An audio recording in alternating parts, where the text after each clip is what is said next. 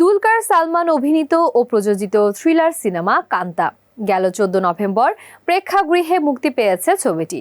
তবে মুক্তির পর অভিনেতার অন্যান্য সিনেমার মতো আশানুরূপ সাড়া ফেলেনি বক্স অফিসে। এদিকে মুক্তির 3 দিনে সিনেমাটি 10 কোটি রুপি আয় করেছে বলে দাবি করছে ভারতীয় গণমাধ্যম।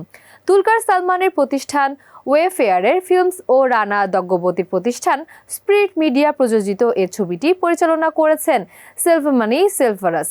সো ভিউয়ার্স, এবার দেখে নেব আজকের শোবিজ এক্সট্রা স্টোরি।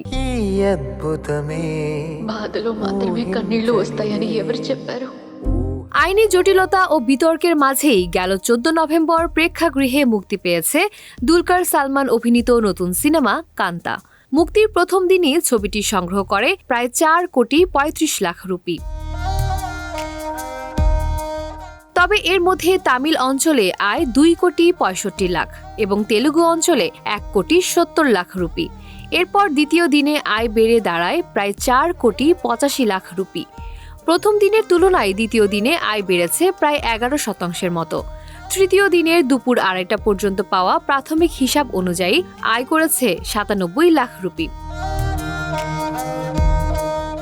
এদিকে সব মিলিয়ে 3 দিনে মোট সংগ্রহ প্রায় 10 কোটি 17 লাখ রুপি।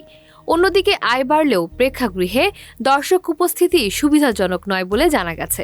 এতে দুলকার সালমান ছাড়া আরও অভিনয় করেছেন সামুত্তি রাকানি, ভাগ্যশ্রী বার্সে ও রানা দাগ্গবতী। ছবিটি মুক্তির আগেই বিতর্কে জড়িয়ে পড়েছিল। অভিযোগ ওঠে ছবিতে নাকি কিংবদন্তি তামিল অভিনেতা ও সঙ্গীতশিল্পী MK ত্যাগরাজা ভাগবতার জীবনের সঙ্গে মিল পাওয়া গেছে। দুলকার সালমান ও রানা দাগ্গবতী দুজনই প্রকাশ্যে জানিয়ে দিয়েছেন এটি কোনো জীবনী ভিত্তিক চলচ্চিত্র নয়।